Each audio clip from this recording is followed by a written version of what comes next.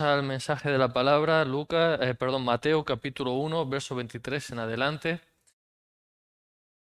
He aquí una virgen concebirá y dará a luz un hijo, y llamará su nombre Emmanuel, que traducido es Dios con nosotros. Y despertando José del sueño, hizo como el ángel del Señor le había mandado y recibió a su mujer.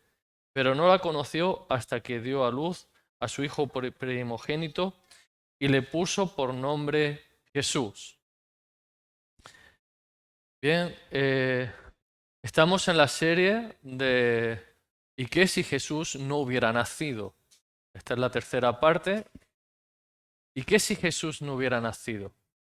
Ya estuvimos viendo otros aspectos. Estuvimos viendo el aspecto del cronos, del medir los tiempos, los años, las historias a partir de un suceso importante. Estuvimos viendo cómo Jesús libertó a mucha gente y sanó a mucha gente y cómo Dios lo sigue haciendo hoy todavía.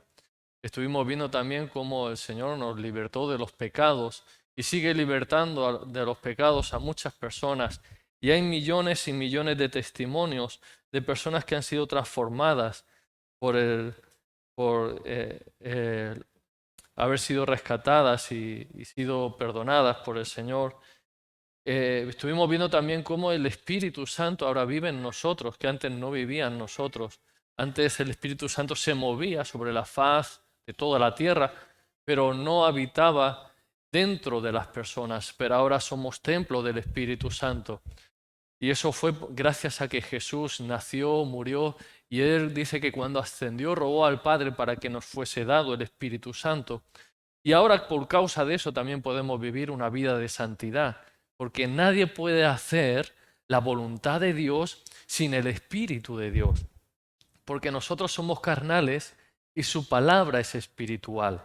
Su palabra es espíritu y nosotros somos carnales, vendidos al pecado y nada podemos hacer si no es con la ayuda de su Santo Espíritu. Amén.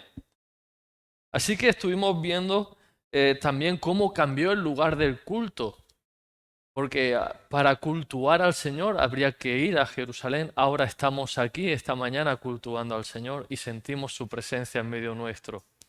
Antes en todo lugar se cantaban al Señor sus canciones o cogían y estudiaban la palabra, pero eso no significa que Dios se manifestara en ese lugar. Dios se manifestaba en Jerusalén, en el templo. Ahí estaba el arca de Dios que representaba la presencia de Dios. Y estaba separado con una cortina como esta de aquí atrás, que nadie podía pasar de atrás. Nadie podía pasar al lado de la cortina, nadie podía pasar al lado donde estaba la presencia de Dios.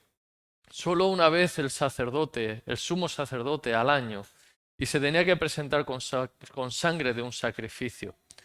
Y si no lo hacía correctamente, o cualquier otra persona que se presentara, cualquier otra persona que se presentara en ese lugar, moría por la presencia de Dios. ¿Por qué? Porque dice la palabra que la paga del pecado es muerte. ¿Y quién está, el que esté libre de pecado, que tire su primera piedra? El que esté libre de pecado, que levante la mano.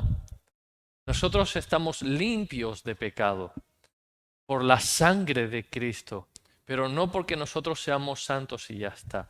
Así que en aquel momento nadie podía ser limpio de todo pecado. Hoy en día la sangre de Cristo limpia nuestra conciencia de todo pecado, pero en aquel momento no.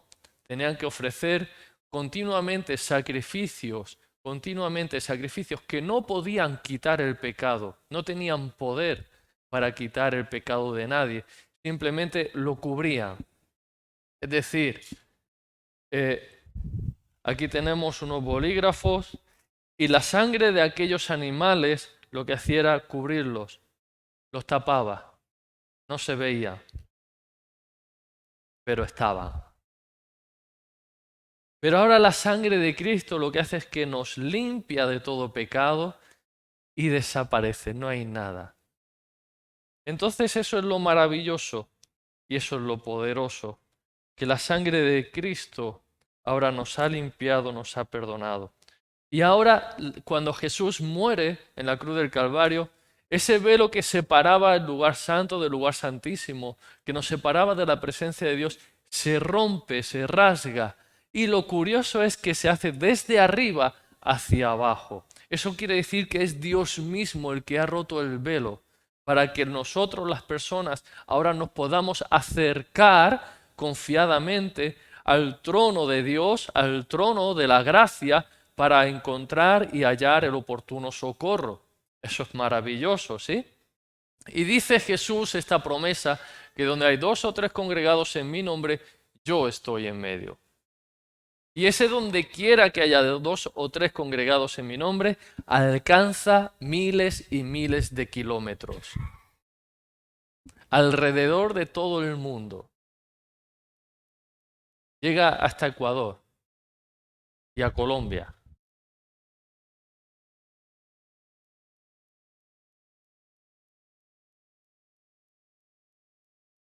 Desde Jerusalén hasta Ecuador, aquella parte de allá. Y también hacia el otro extremo, hacia las Islas Malvinas y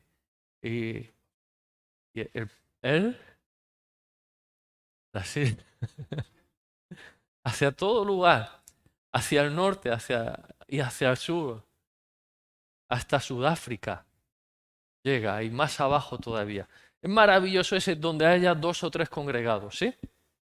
Así que estuvimos viendo todas estas cosas, cómo Dios nos liberta de los demonios, de las ataduras, cómo Dios da gozo en nuestro corazón. Y hoy vamos a ver que Dios ha hecho por medio de Jesús, una obra grande y maravillosa que ha sido trascendental y ha cambiado muchas cosas en la historia hasta el día de hoy. Muchas cosas. De hecho, estuvimos viendo también cómo la obra social es una iniciativa cristiana.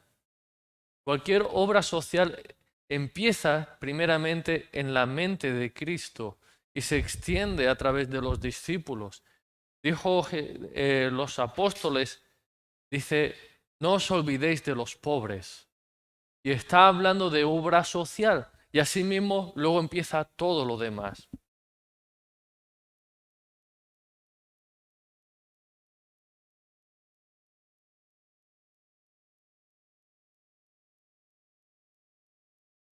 Vamos a ir a Juan capítulo 15.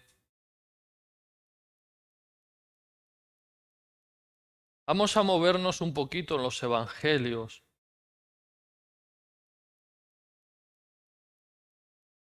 Juan capítulo 15.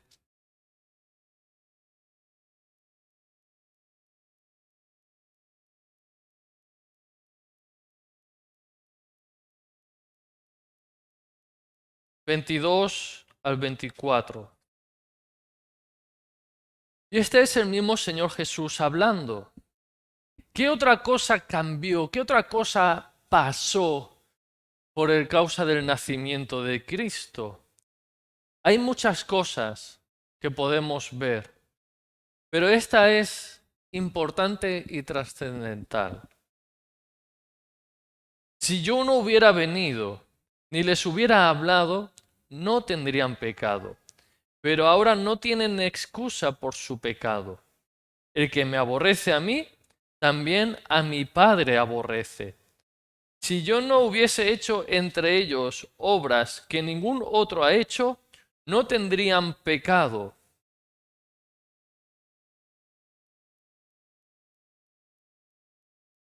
Pero ahora han visto y han aborrecido a mí y a mi Padre. Así que una de las cosas que Jesús ha cambiado es que ahora el pecado de las personas, de aquellos que han aborrecido al Señor, está. Todos en alguna manera hemos pecado. La palabra enseña que por cuanto todos pecaron, están destituidos de la gloria de Dios. Todos hemos pecado. Pero ahora el Señor dice que hay una clase de personas que su pecado permanece sobre ellos. Hay personas que dicen que son mejores que otras, que no tienen tantos pecados, que no han matado a nadie, que no han robado, que no han hecho daño a nadie. La cuestión en esta mañana no es cuánto pecado uno tiene, sino si en verdad tiene o no tiene pecado. Porque evidentemente el que más pecado tiene, mayor condenación tendrá. Recordemos que Dios es un juez justo, ¿sí? Y como juez justo de toda la tierra, hará justicia. Y evidentemente, como aquí vemos como ejemplo terrenal, los jueces de la tierra no condenan igual a alguien que ha robado, de la misma manera no lo condenan igual que a otro que ha matado. No es la misma condenación, no es el mismo castigo, pero los dos son condenados, los dos son castigados. Evidentemente, el infierno es para el pecador, pero la palabra enseña, y el mismo Señor Jesús lo dice, que hay clases de personas que recibirán mayor condenación. Esto a veces se pasa por alto, no se lee en la Escritura, y simplemente se lee que hay un cielo y hay un infierno, pero no se profundiza en que también en el cielo hay recompensas y que unos recibirán más recompensas que otros, y que en el infierno unos recibirán mayor condenación que otros. Eso sí, creedme que aun la más pequeña condenación en el infierno es terrorífica. Si quieres ver una película de terror, una escena de terror, entonces pídele al Señor que te muestre el infierno. La más pequeña escena en el infierno es sumamente terrorífica. Dice que hay una llama que arde y no puede ser apagada. Y dice que los gusanos de ellos nunca mueren. Dice que la persona está por una eternidad quemándose, ardiendo en esa llama, y los gusanos lo comerán y nunca mueren. Nunca mueren los gusanos y nunca muere la persona. Siempre está en un tormento de la llama y está en un tormento del gusano que le está comiendo continuamente. Estos días atrás estuvimos en el campo haciendo allí comida a la brasa y estábamos quemando leña. Y yo me observaba cómo estaba el tronco, supongamos que mi brazo es el tronco, y la llama rodeaba el tronco, estaba ardiendo por el tronco continuamente, así la llama subía y subía y subía y subía y rodeaba el tronco. Y yo veía a través de la llama, yo veía el tronco. Evidentemente yo pongo mi mano y mi mano tapa parte del brazo, pero la llama no tapaba el brazo, no tapaba el tronco, perdón, no tapaba el tronco. Era esa llama. Hay una diferencia con el infierno. Y es que en el infierno no se consume la persona. Puedes poner carne, puedes poner verdura, puedes poner troncos en el fuego y vas a ver cómo la llama está ardiendo, pero y ves ese trozo que has puesto de lo que sea, pero vas a ver al tiempo de que se consume, se hace ceniza, se hace brasa y después ceniza, se consume, desaparece. Y si no ponen nada más, hasta el fuego mismo desaparece. Pero en el infierno no es así. En el infierno es como si la misma persona fuera ese combustible que nunca se agota y no se puede apagar el fuego. Dice que ese fuego arde con fuego y azufre. Todo se mete allí. Y no puede ser apagado. No se apaga ese fuego. Así que una de las cosas que hay es el cielo, el infierno. Hay recompensas y unos recibirán mayor recompensa que otros. Al mismo tiempo, en el infierno, unos recibirán mayor condenación que otros.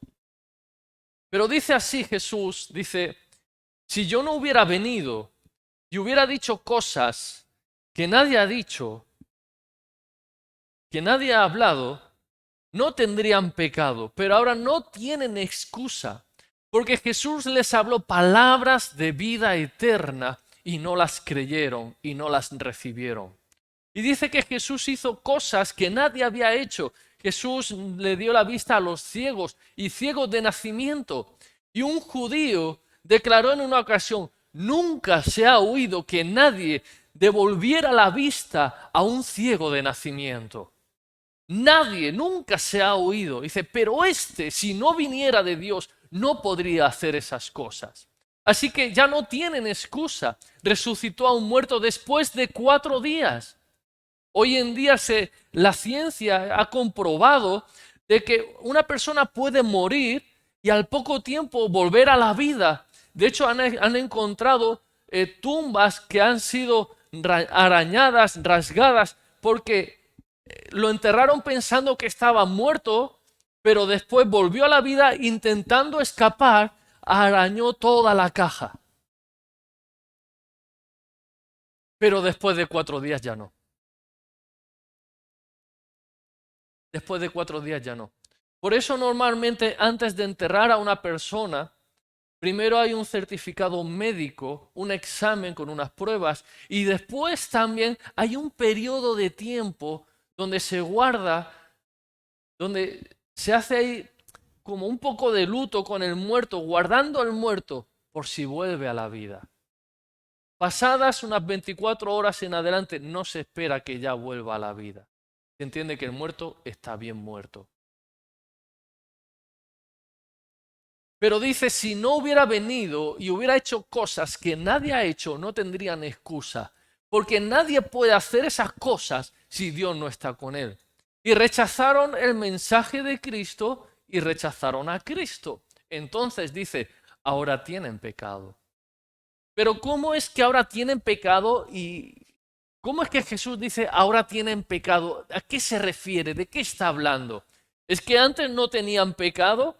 Dice la palabra que por cuanto todos pecaron están destituidos de la gloria de Dios. ¿A qué se refiere con que ahora tienen pecado? ¿De qué está hablando este Señor Jesús? Dice la palabra del Señor también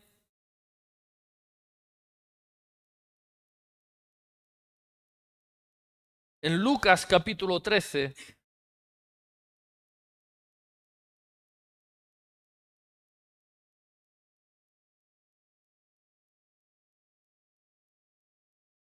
y versículo,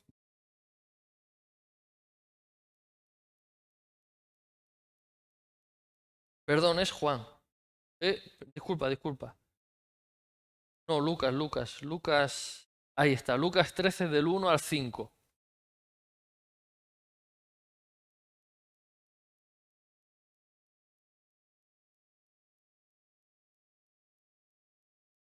En este mismo tiempo estaban allí algunos que le contaban acerca de los Galileos, cuya sangre Pilato había mezclado con los sacrificios de ellos.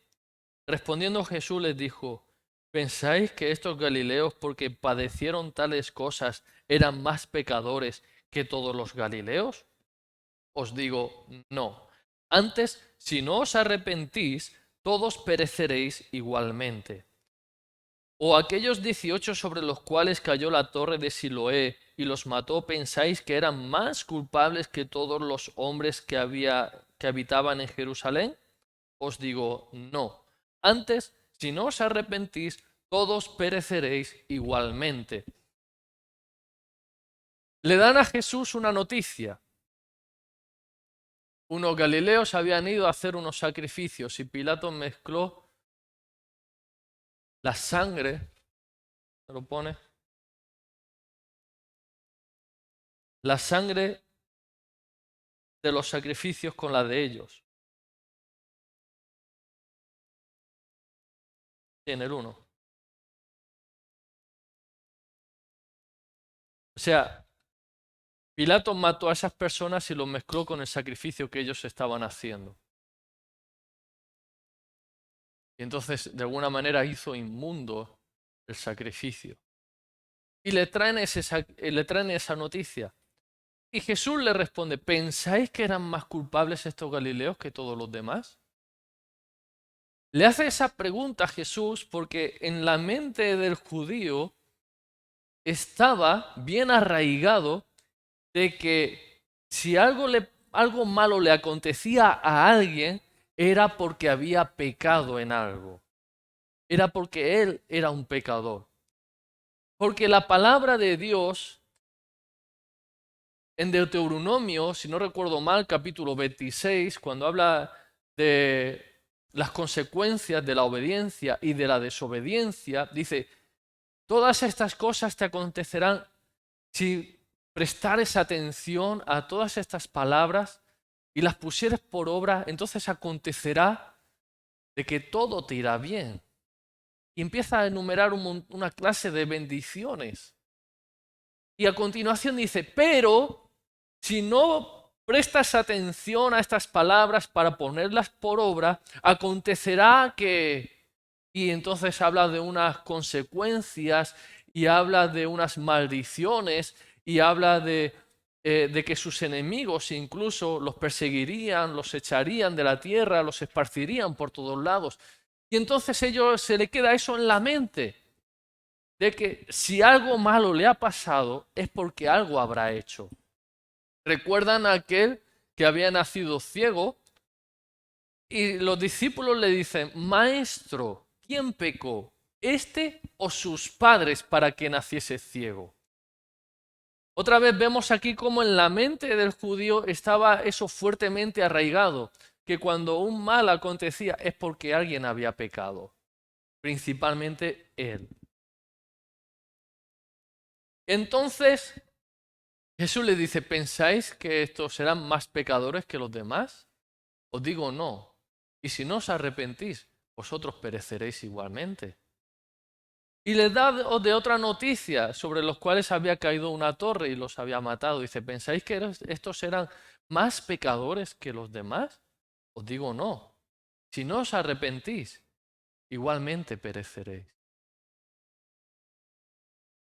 Está hablando de que el pecado es serio. El pecado no es una broma. Sea pecado chico, sea pecado grande, es pecado.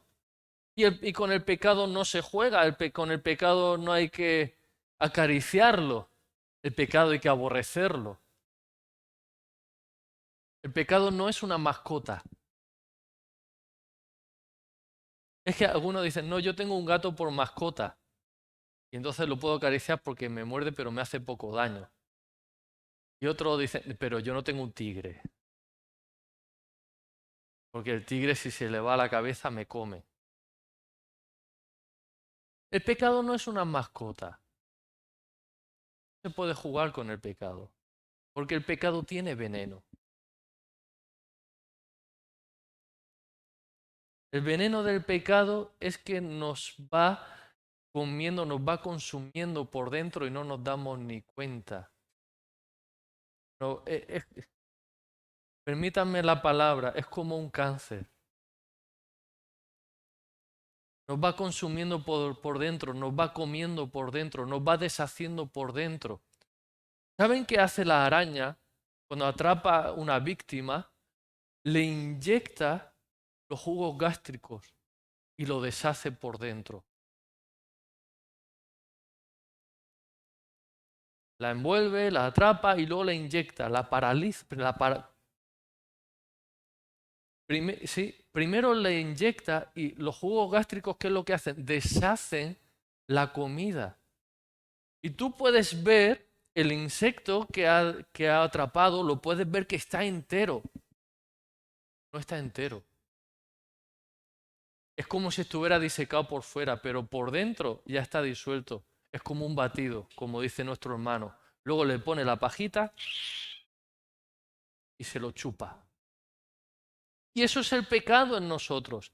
El pecado en nosotros nos va deshaciendo y nos va consumiendo por dentro. Nos quita la alegría, nos quita la paz, nos quita la gana de vivir, nos quita la armonía, nos quita la vida en abundancia y nos separa y nos aleja de Dios. Y aparentemente estamos vivos. No, estamos muertos en nuestros delitos y pecados. El pecado no es una mascota. Hay Hay quienes juegan con la borrachera, juegan con el alcohol, hay quienes juegan con las drogas, hay quienes juegan a robar, a matar, hay quienes juegan a muchas cosas y no se dan cuenta que el pecado no es una mascota, no se juega. Porque un día no, o sea, desde el primer momento en que uno está jugando con el pecado, pues ya está muriendo. ¿Qué le pasó a Sansón? Sansón jugaba con el pecado. Él era el hombre de Dios, escogido por Dios. Él era ungido por Dios, con una unción poderosa por Dios y hacía proezas en Dios, pero jugaba con el pecado y le costó la vida.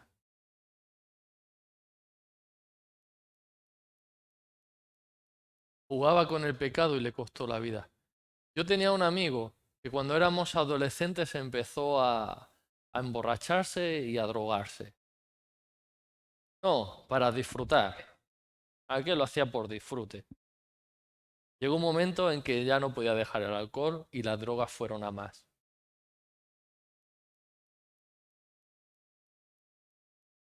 Terminó en la calle, sus padres lo echaron, fue de centro en centro, no consiguiendo nada porque en realidad él no quería cambiar. Él quería que eso se fuera de él, pero no quería dejar las drogas, quería dejar el alcohol. Y al final vivió en la calle durante un tiempo. Según escuché, lo último que escuché es que murió en Valencia. El pecado no es una mascota.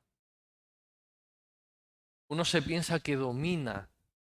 No es verdad,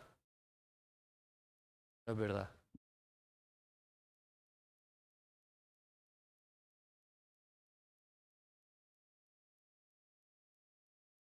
Yo sé que muchas personas tienen mascotas, se llaman los animales, y, y es precioso, ¿verdad? Eh, yo no estoy en contra de las mascotas, los animales son muy bonitos, los animales son preciosos, pero quiero poner un ejemplo que vivimos en nuestra sociedad aquí hoy en día, que en otros lugares del mundo todavía no se vive, pero aquí sí. Vemos una persona paseando un perrito. El perrito está atado. Ahora la pregunta es, ¿quién es el amo? ¿La persona o el perrito? ¿Quién saca a quién? ¿La persona saca al perrito a pasear o el perrito saca a la persona, los levanta de la cama y se lo lleva a la calle? ¿Quién sirve a quién? ¿El perrito es siervo de su amo, de la persona, o el amo sirve al perrito? Le pone la comida, le pone el agua, lo limpia, tal. ¿Quién es el amo? ¿Quién es el señor? ¿Quién es el siervo? ¿Quién es el rey? ¿Quién vive como un rey? Sale por la calle, el perrito, culparme, hace sus cositas. ¿Quién limpia?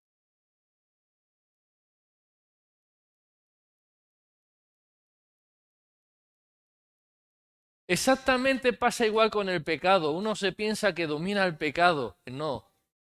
Y es el pecado el que te tiene atado con una cuerda. Uno piensa que no, yo domino el pecado y lo llevo para acá y lo llevo para acá y hago lo que quiero con el pecado. No, no es verdad. El pecado te levanta de la cama y te lleva a hacer lo que quiere que tú hagas. ¿Cuántas personas vemos a las 6, las 7 de la mañana, un día de frío, de lluvia, de todo? Y ahí con los ojos pegados, paseando su animalito, su mascota. Y está bien que pase su mascota, está bien que pase su mascota, pero en realidad, ¿quién pasea a quién? ¿Quién ha sacado de la casa a quién? Conozco personas que trabajan a las 6 de la mañana, ustedes también conocen personas que trabajan a las 6 de la mañana, a las 5:30 están paseando su mascota. En realidad, ¿quién sacó a quién?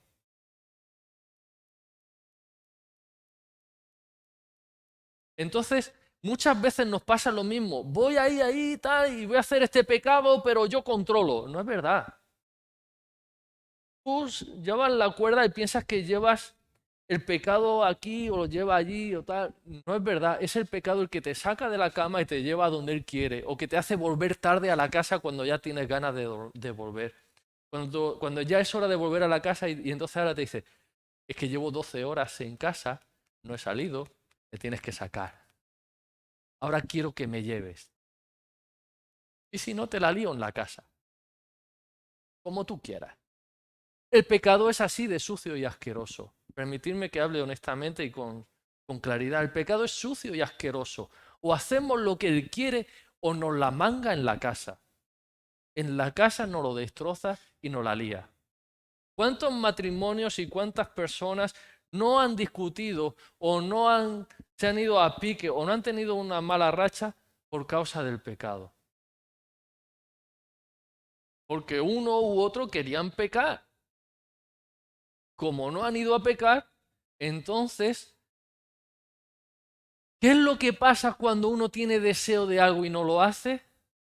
Se siente frustrado. Y la frustración la transmite y la imparte a donde quiera que está con las personas que lo rodean. Y no hay más.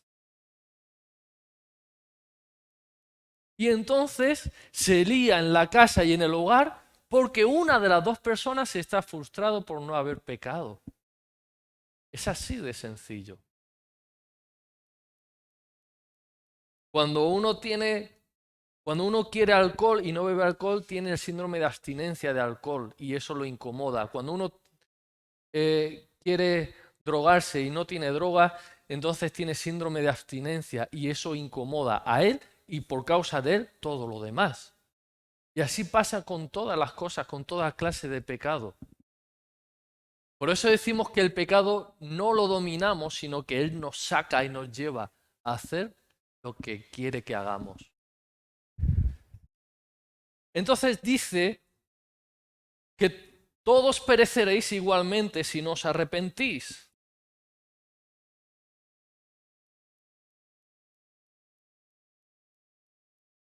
Juan capítulo 9 y versículo 41.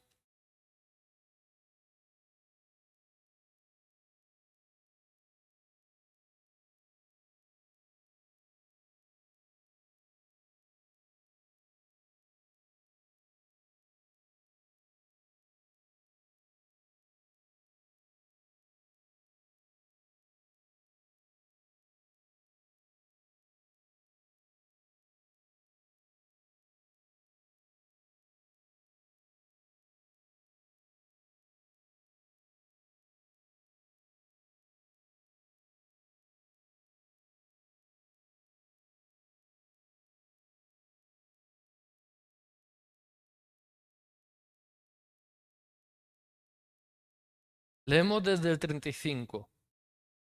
Oyó Jesús que le habían expulsado y hallándole le dijo, ¿crees tú en el Hijo de Dios? Respondiendo él, le dijo, ¿quién es, Señor, para que crea en él?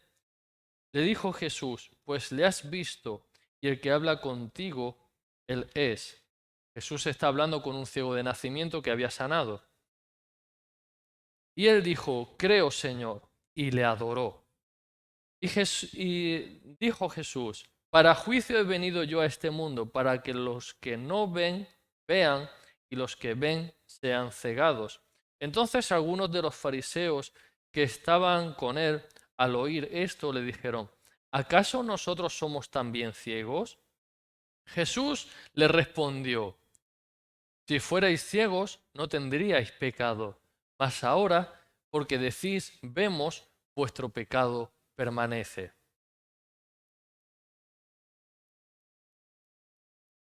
Vuelvo a hacer otra vez la misma pregunta. La palabra enseña de que por cuanto todos hemos pecado, todos estamos destituidos, apartados, alejados de la gloria de Dios. Y dice, si fuerais ciegos, no tendríais pecado. ¿Cómo dice no tendríais pecado? ¿De qué está hablando?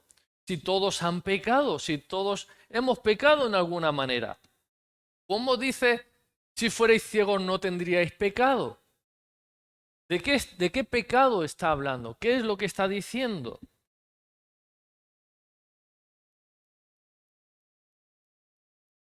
Vamos a llegar, vamos a llegar, vamos a llegar.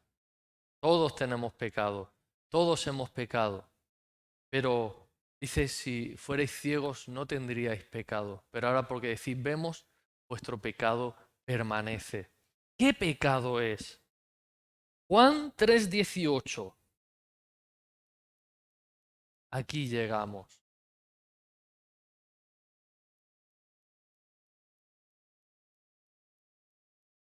En 3:16 dice, porque de tal manera amó Dios al mundo, que ha dado a su Hijo unigénito, para que todo aquel que en él cree no se pierda, mas tenga vida eterna. Porque no envió Dios al mundo para condenar al mundo, sino para que el mundo sea salvo por él.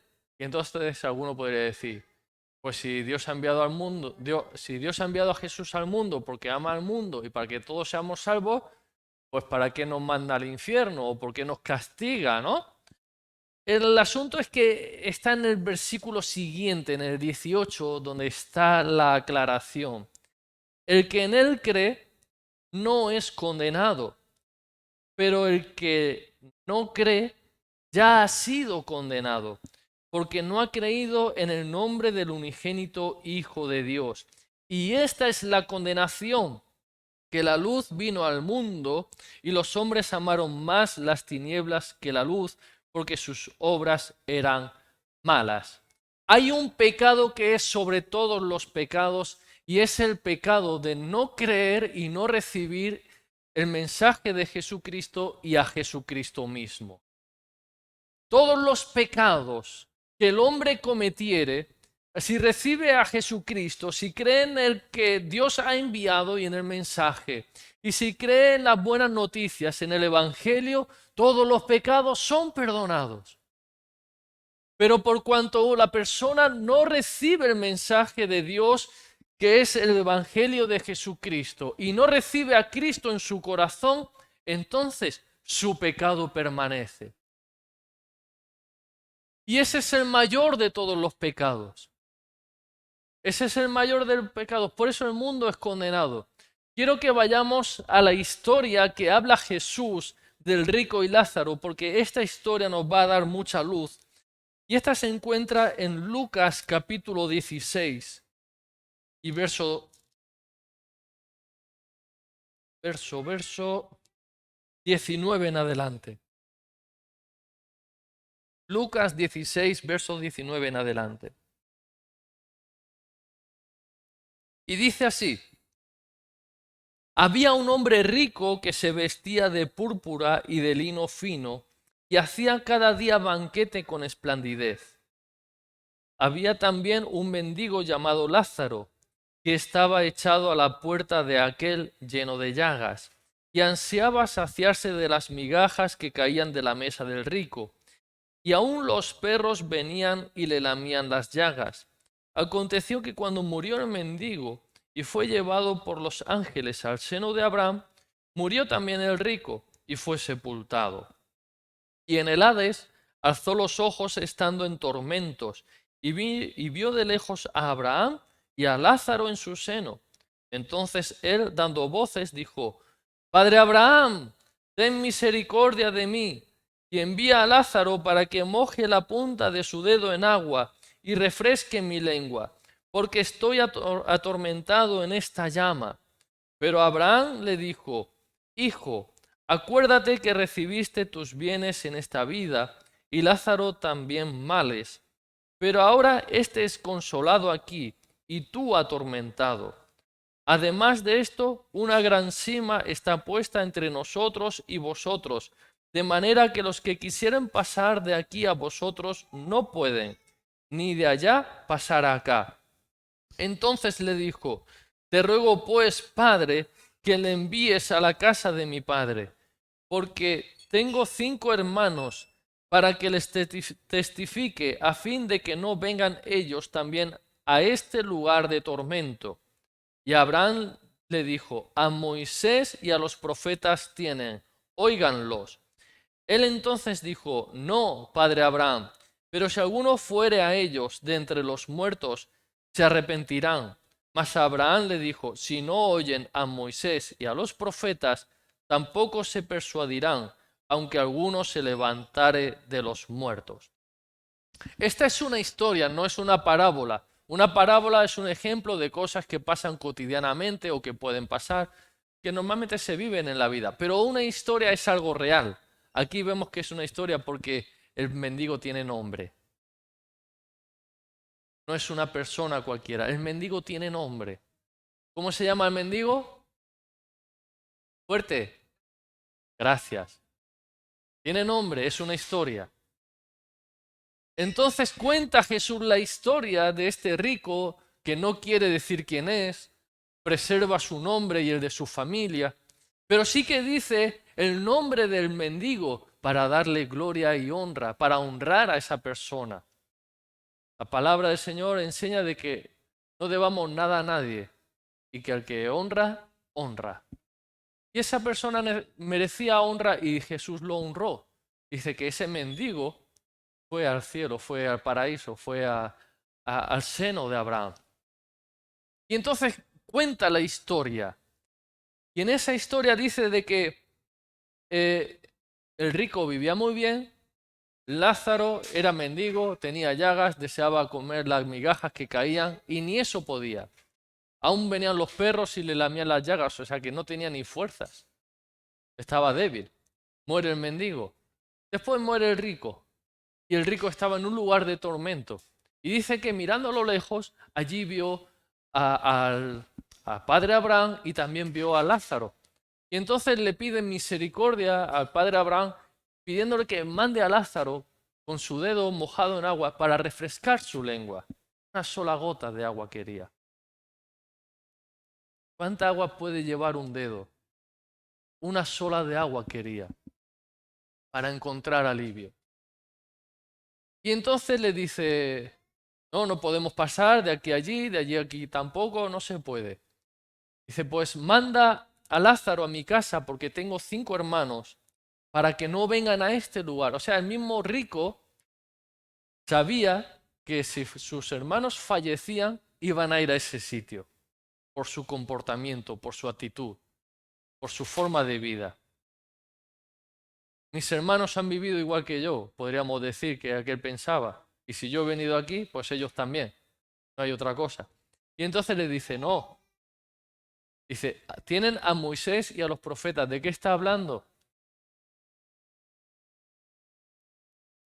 Tienen a Moisés y a los profetas. Óiganlos. Dice, no, padre Abraham. Atención a la respuesta. Dice, no, padre Abraham. Está diciendo, no creemos en Moisés y en los profetas. No hemos creído y no creemos. El rico no estaba allí por sus pecados. El rico estaba allí porque había desechado la palabra de Dios. El rico estaba allí porque no había creído el mensaje. El rico estaba allí porque no había recibido la palabra de Dios y la gracia de Dios. Por eso estaba allá el mendigo. Fran, ¿me puedes poner la imagen del naufragio, por favor?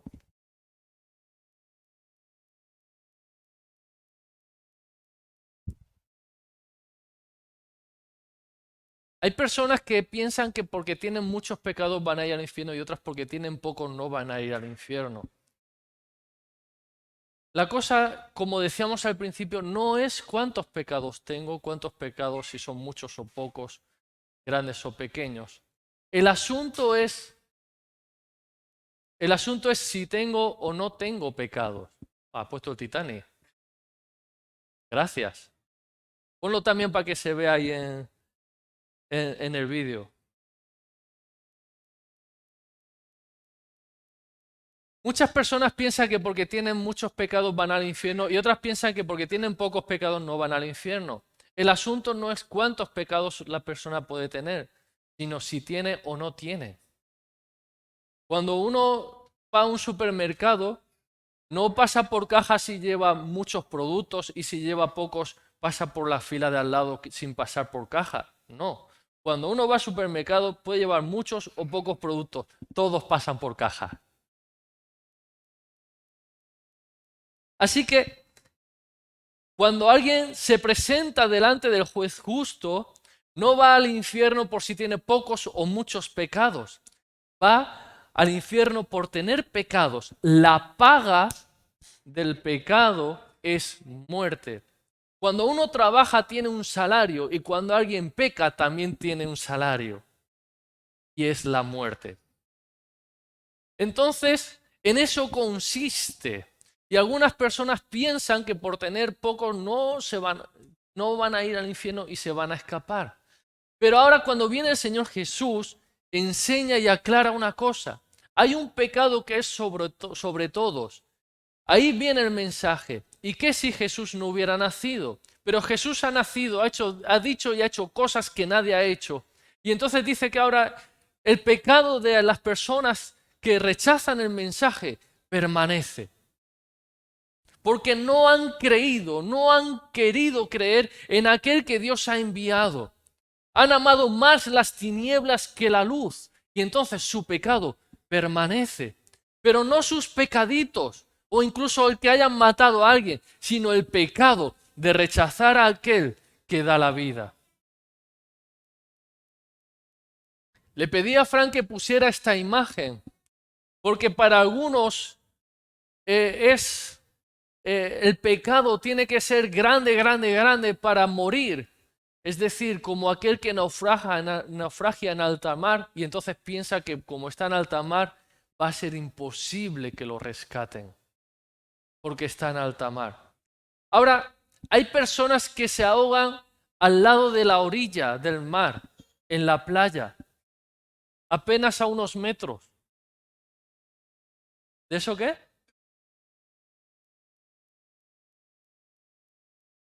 Están en la playa, están jugando con las olas, les arrastra la corriente o están un poquito más dentro, están nadando, les da un tirón, un calambre, un corte de digestión, alguna cosa, se ahogan. En un río también. Y hay personas que se ahogan en una piscina. Sí, en una piscina también se ahogan las personas. Y por eso está el salvavidas, está el vigilante con un salvavidas. Pon el salvavidas, por favor. En los tres casos, sea que esté en un barco en alta mar, o que esté al lado de la playa, o que esté en la piscina, siempre hay un vigilante, siempre hay alguien que está vigilando por si alguien cae al agua, por si alguien se está ahogando y si tienen que echarle un cable, una mano, o mejor dicho, el salvavidas.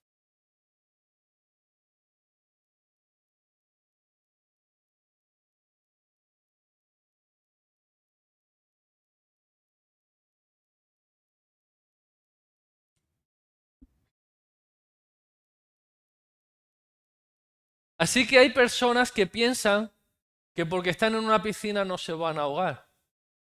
O piensan que porque están en la orilla del mar no se van a ahogar. O piensan que que son grandes marineros y pueden navegar en el mar y no se van a ahogar. El asunto es que cuando uno está en el agua, el peligro está. El peligro está en el agua, bien sea en alta mar, bien sea a la orilla del mar, en la playa, o bien sea en una piscina. Por eso siempre hay un vigilante, una persona vigilando, con un salvavidas como este cerca para echarlo. Alguien dijo que Jesús es nuestro salvavidas y que Dios ha echado el salvavidas al mundo para rescatar al mundo. Y que todo aquel que quiera salvarse solo tiene que agarrarse al salvavidas. Y muchas personas no se ahogan por sus pecados, no se ahogan porque no sepan nadar, no se ahogan porque les haya dado un calambre o un corte de digestión, se ahogan porque no agarran el salvavidas. Y hay algunas personas que lo rechazan voluntariamente, rechazan el salvavidas y entonces se ahogan. Jesús es nuestro salvavidas. Dios ha lanzado el salvavidas al mundo. Y cuando alguien rechaza ese salvavidas, cuando rechaza a Jesús, voluntariamente está aceptando la muerte. Voluntariamente. Y eso es lo que ha cambiado Jesús. Cuando Él nació, murió, resucitó y ascendió al tercer cielo. Es lo que ha cambiado. Es que ahora las personas tienen el mensaje de esperanza. Hay un salvavidas que está continuamente de generación en generación a través del mensaje de Jesucristo, alcanzando los corazones y las vidas. Se está presentando el salvavidas continuamente a todos y a cada una de las personas. Y si alguien rechaza el salvavidas, entonces está firmando su sentencia de muerte. Pero si alguien se agarra fuerte a ese salvavidas, va a ser salvo y no habrá nadie, nada ni nadie que lo pueda ahogar ni hundir en la miseria. Así que hermano y hermana, este es el mensaje de hoy. Es que en Cristo hay salvación y vida eterna. Es el Salvador del mundo. Es el salvavidas que ha sido lanzado para la humanidad. Agárrate fuerte a Él y no lo sueltes. Y lánzaselo a tus seres queridos. Lánzale el salvavidas del Evangelio a toda persona. Seres queridos y seres no queridos. A los que amamos y a los que no amamos, lánzalos, porque Jesús también murió por ellos, el Padre también los quiere alcanzar. Y esta es la salvación y esta es la vida eterna, que crean en Jesucristo y que lo tengan en su corazón. Así que hermano y hermana, no te dejes engañar. Fuera de Él no hay salvación. Fuera de Él no hay salvación. Alguno dirá, no, es que yo estoy nadando en una piscina de pecado. Necesitas el salvavidas. Estoy nadando en la orilla del mar del pecado. Necesitas el salvavidas. Estoy en un océano inmenso de pecado. Nada me puede sacar de aquí. El salvavidas, que es Jesús, te saca y te rescata. Amén. ¿Y qué si Jesús no hubiera nacido? No tendríamos esperanza. Amén. Bendiciones y buen día para todos.